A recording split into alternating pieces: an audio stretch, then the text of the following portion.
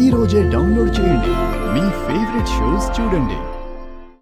నిజమేంటో ఇందులోనే ఒక స్లిప్ బయట పెడుతుంది. డిఎన్ఏ రిపోర్ట్లో వచ్చింది అవాస్తవమని ఒక దాంట్లో, వాస్తవమని మరొక దాంట్లో రాశాను.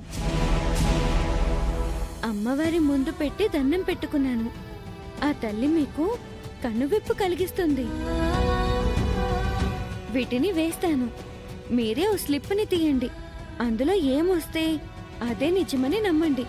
ఆ తర్వాత మీ పర్సనల్ విషయంలో నేను జోక్యం చేసుకోను.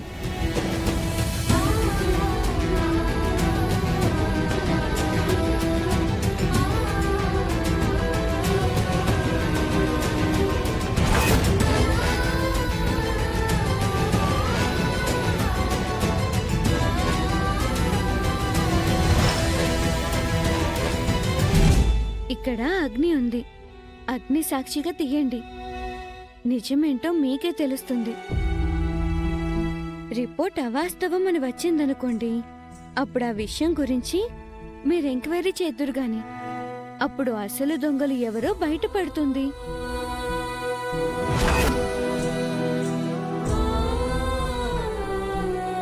దైవం మీద నమ్మకం ఉన్నదాన్ని అంతా మంచి జరుగుతుంది.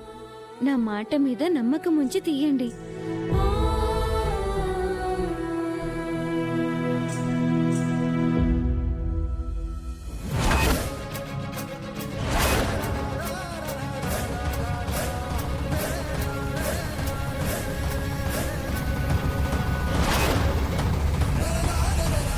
అమ్మనికి అనుకూలంగా వచ్చిందంటే సీను మొత్తం రివర్స్ అయిపోతుంది.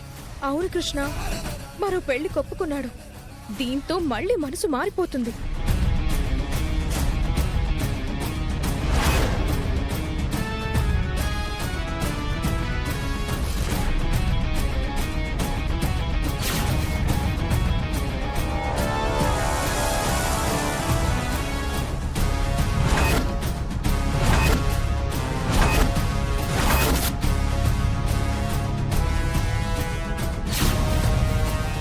ఈ అర్చన నీతో చెప్పిందంతా విన్నాం. ఈ పిల్ల మాటలు నువ్వెలా నమ్ముతున్నావురా? చిత్రగుప్తుడి దగ్గరున్న భవిష్యవాణిలా వీటికి అంత బిల్డప్ ఇచ్చింది. ముందు వీటిని చించేయాలి. అనయ్య,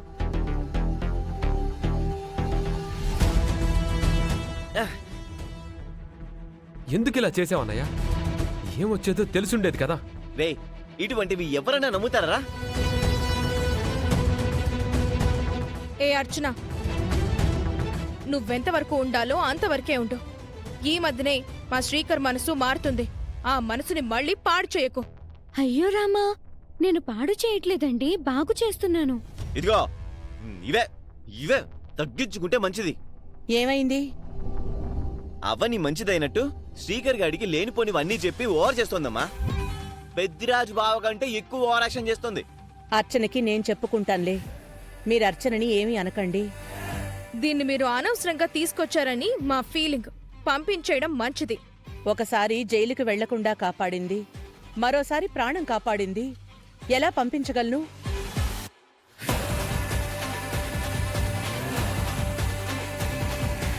చూడమ్మా, నువ్వు మా ఇంటి విషయాల్లో చూసి చూడనట్టు, విని విననట్టుండడం మంచిది. సరే పెద్దావిడ గారు. నీ గురించి ఇల్లంతా వెతుకుతున్నాను. పద వెళ్దాం.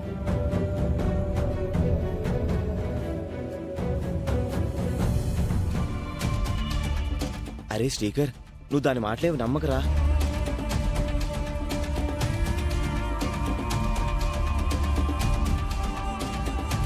డిఎన్ఏ రిపోర్ట్ ఎలా మారిందన్నది ఇప్పటికీ మనకి పెద్ద పజిల్ గానే ఉండిపోయింది. అయినా బంగారం, ఈ అర్చన ప్రతి విషయంలోనూ ఎంటర్ అయిపోతుంది. దాన్ని కొంచెం కనిపెట్టుకుని ఉండాలి. పద.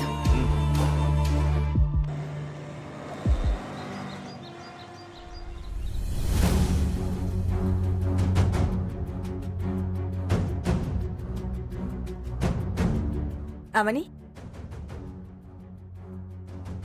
ఏంటి ఇంటర్వ్యూల గురించా? అవునక్క.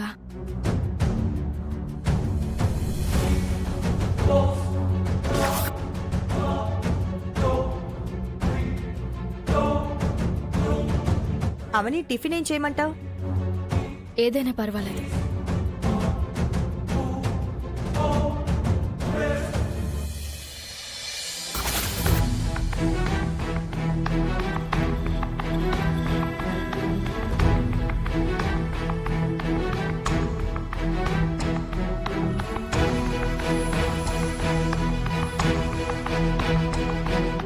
ఏమైంది? మనకి బాగా కావాల్సిన వాళ్ళు దగ్గరైతే ఎలా ఉంటుందో అలా అనిపిస్తుంది.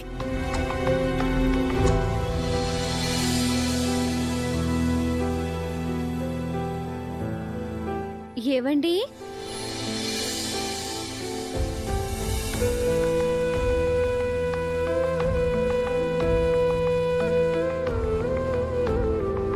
ఇప్పుడు నేను వెళ్తున్నాను కానీ వచ్చే సంవత్సరం నా పుట్టినరోజుకి మళ్ళీ వస్తాను, తప్పకుండా మా అమ్మను కలుస్తాను అని చెప్పింది.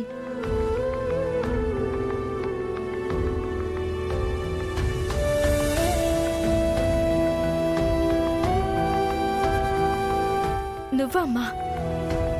ఆ పాప ఎవరో నీకు తెలుసా? తెలుసు.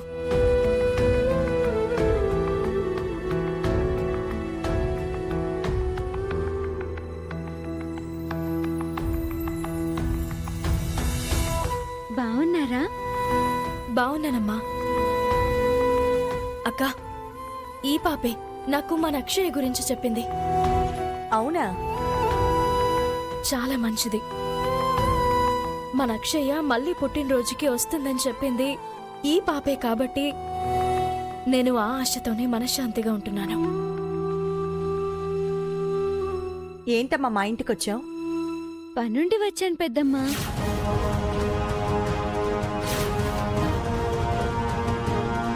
పెద్దమ్మా,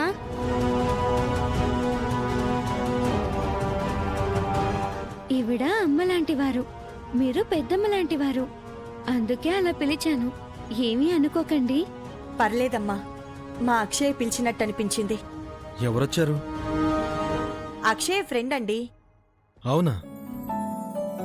బాగున్నారా పెద్దనాన్న? అప్పుడే అందరితో వరుసలు కలిపేసిందే. నేనంతే అండి, మనసులో ఏది ఉంచుకోను. గడుసుదానివే. సరే, వచ్చిన విషయం చెప్తాను వినండి. నిన్న మీ ఇంటికొచ్చిన రైతుల్ని పంపించింది నేను.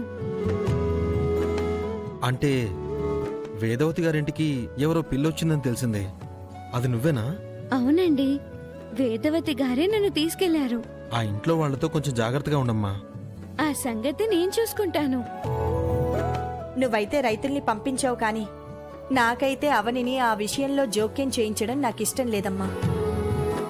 ఎందుకని? ఆ విషయం మీద రాత్రి అందరం మాట్లాడుకున్నాం. అది వదిలేమ్మా. అవని గారికి జరిగిన అన్యాయం గురించి తెలుసుకున్నాను. ఇప్పుడు మీకు నచ్చే 4 మాటలు చెప్తాను వినండి. వేదవతి గారు పూజ గదిలోకి వెళ్ళలేకపోవడానికి కారణమేంటో తెలుసా? ద్వారం దగ్గర మంటలొస్తున్నాయి.